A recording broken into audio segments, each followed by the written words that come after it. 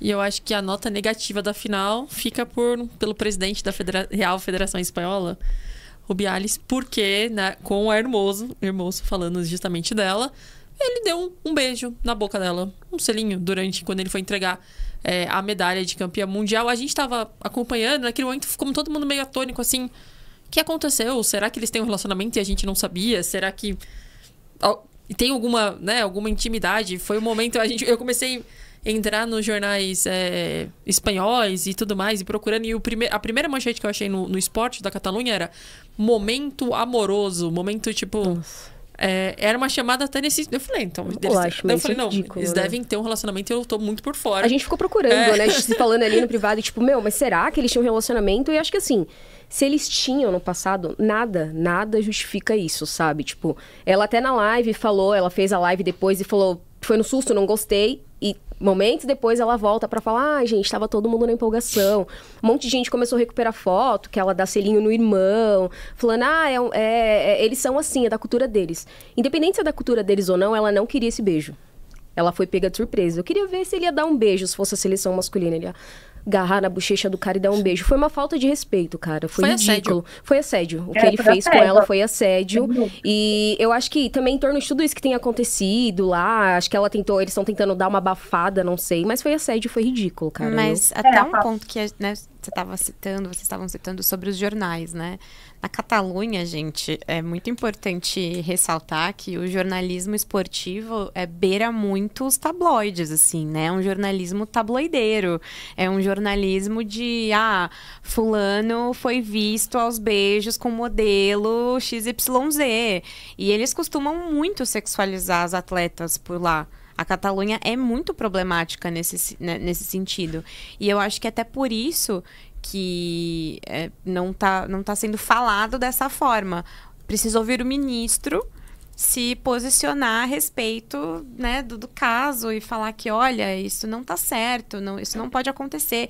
Porque, gente, o Rubiales, ele tem um histórico de comportamentos agressivos, de comportamento tóxico. A Federação Espanhola, por mais, né, que tenha feito um ótimo trabalho de futebol feminino, há muitos anos tá sob esse holofote de escândalos, né? Escândalo de corrupção, escândalo de, né, comportamento ofensivo, tóxico, enfim. Ele manteve o técnico. Ele manteve o técnico que é uma pessoa que as jogadoras não queriam trabalhar com ele.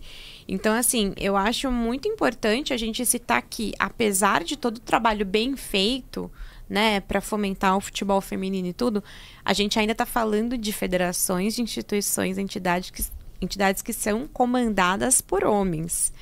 E homens brancos, ricos, né? A gente tá falando de, né, dessa laia aí, né? Desse saco de farinha. É tudo do mesmo saco. Exatamente. É tudo farinha do mesmo saco. Então, e a gente não pode deixar... muito importante ressaltar. Sim, a gente não pode deixar também de destacar que, infelizmente, num momento como esse, onde o protagonismo é para ser todo feminino, acaba gerando, né, manchetes e gerando a curiosidade do público em saber o que aconteceu. A palavra assédio, sem dúvida, é a que se encaixa melhor nessa situação, mas a gente está falando de uma jogadora que é a mais experiente do elenco, né, são feitos que a gente precisa aproveitar, então, já que a pauta acabou sendo outra, para a gente trazer aqui no Terra Bolistas, né, que é uma das principais jogadoras do futebol mundial, que fez uma Copa gigantesca. Ela acabou terminando como bola de prata da competição, então olha que pauta ainda mais relevante que poderia ter sido destacada nessa temporada. A maior artilheira da seleção espanhola, com 51 gols marcados. Ela está fazendo uma participação importante no México, é uma jogadora com carreira na Espanha, com carreira na Europa, mas que resolveu jogar no Pachuca do México para revolucionar também o futebol local. Então ela tem uma história gigante no futebol, ela é uma das principais atletas do futebol mundial e, infelizmente, o protagonismo acabou indo mais uma vez para um homem, como a Lívia disse, né? Um homem branco que acaba tomando aí os tabloides do noticiário, que deveria ser voltado a uma grande atleta como ela. E eu acho que é mais revoltante ela ter toda essa carreira e ainda assim ela ser o... né? Tipo, não tem nenhum tipo de respeito. Justamente, talvez pelo tamanho dela, ele achar que ele tem direito... talvez seja exatamente essa a importância que ela tem pro futebol feminino, que ela tenha sido a escolhida por ele, que ele se achou no direito de ir lá e assediá-la. E, assim, é assustador. Assim, e os panos quentes que a Federação Real Espanhola tá colocando em cima da história, tudo, né? Mas Mais os panos um, né, quentes Aline? que a Federação Espanhola e que as federações de uma forma geral. A gente não viu o que aconteceu na CBF aqui no Brasil, gente. O assédio é totalmente naturalizado, normalizado. Você precisa de pelo menos umas 20 mulheres para irem no compliance e pedir a demissão de um homem assediador. Então, assim, o assédio, ele é naturalizado no esporte, de uma forma, assim... Diria que na sociedade como um todo, Não, ainda. E aí tem a piora do machismo no meio do futebol, né? Porque a gente já tem uma sociedade machista e a gente chega ali no futebol, que é a repressão total. Eu, assim, me choca... Assim, eu fico chocada, mas eu não fico surpresa.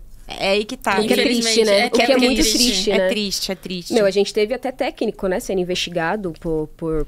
Da Zâmbia, né? Da Zâmbia, né? Da Zâmbia. E Isso continua foi lá, outra tipo, coisa então... chocante. Outra coisa É. chocante também, o silêncio durante a Copa. Esse fato, ele Eu não questionei poderia a FIFA, ter sido inclusive. silenciado durante o Mundial.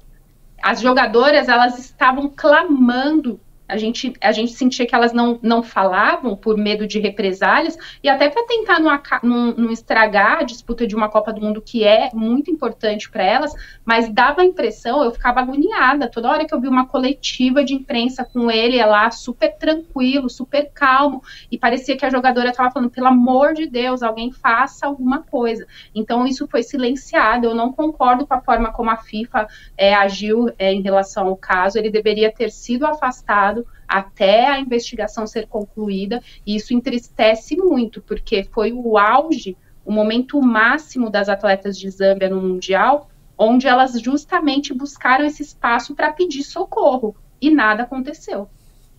A Lívia... Eu cheguei a fazer uma matéria sobre isso, fui buscar, né, os lados, questionei a FIFA, questionei a Federação da Zâmbia. E, assim, é um silêncio sepulcral de todos os lados. Então, da assessoria, da própria seleção. Então, é muito estranho. É tudo muito estranho, né? É sempre assim, não tem nada acontecendo. A gente vai ver e depois retorna. Nunca tem uma resposta imediata. Porque quando é do interesse da FIFA, eles... Na hora eles respondem. 20 entendeu? minutos tá respondido em vídeo, áudio, tudo. Mas eu acho que uma Copa do Mundo no Catar, uma chance de Copa do Mundo na Arábia Saudita tá bem respondido como a FIFA se preocupa com os direitos das mulheres. Se preocupasse, não tava vendendo as competições Não tinha essa possibilidade da gente fazer isso, né? Para esses lugares.